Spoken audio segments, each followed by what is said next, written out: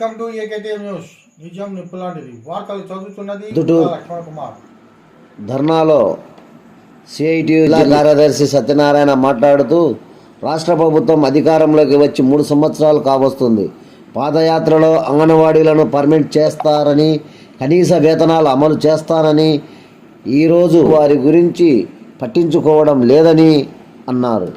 ఎవరైనా ఆందోళన చేస్తే వారిపై కేసులు నమోదు చేయడం, పోలీసులను అడ్డుపెట్టుకొని ప్రభుత్వాన్ని నడపాలని అనుకోవడం సిగ్గుచేటని అన్నారు. ప్రభుత్వం ఎక్కడ బ్రతికి బట్ట కట్టిన సందర్భాలు లేవని హెచ్చరించారు.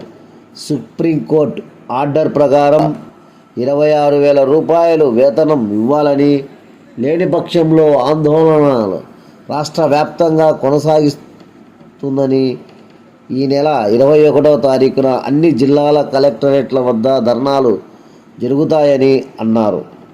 ఈ కార్యక్రమంలో సిఐటియు కార్యదర్శి విజయ్ కుమార్, అంగన్వాడీ యూనియన్ లీడర్ సుబ్బలక్ష్మి, రాణి, సునీత, నాగలక్ష్మి, ధనలక్ష్మి, భారతి, శ్రీదేవి వివిధ ధర్నాలకు మద్దతుగా కేవీపీఎస్ కార్యదర్శి పకీరయ్య మద్దతు తెలిపారు. కాబట్టి వాళ్ళు ఏమి బొత్తమ్మ కోరికలు కోరడం లేదు, మీరు దోచుకున్న వాటిని మాకు ఇమ్మని కూడా అడగడం లేదు.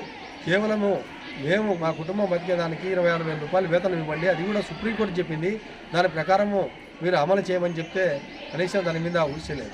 ఏమైనా గట్టిగా ఆందోళన చేస్తే ఆ సెంటర్ల దగ్గర పోయి ఇబ్బందులు పెడుతున్నారు. ఈరోజు టీచర్లు పీఆర్సీ కావాలని చెప్పేసి ఆందోళన చేస్తూ ఉంటే ఆ సమ్మె అయిపోయిన వెంటనే ఇప్పుడు టీచర్లు టయానికి వస్తున్నారా లేదా, వేలుముద్రలు వేస్తున్నారా లేదా, స్కూల్లో ఉంటున్నారా లేదా అని చెప్పేసి వాళ్ళ మీద ఈరోజు మీరు కక్ష సాధింపు చర్యలు చేస్తున్నారు. ఇది మంచిది కాదు, ఇది మీకు మీ పతనానికి ఇదే నాంది అని చెప్పేసి కూడా.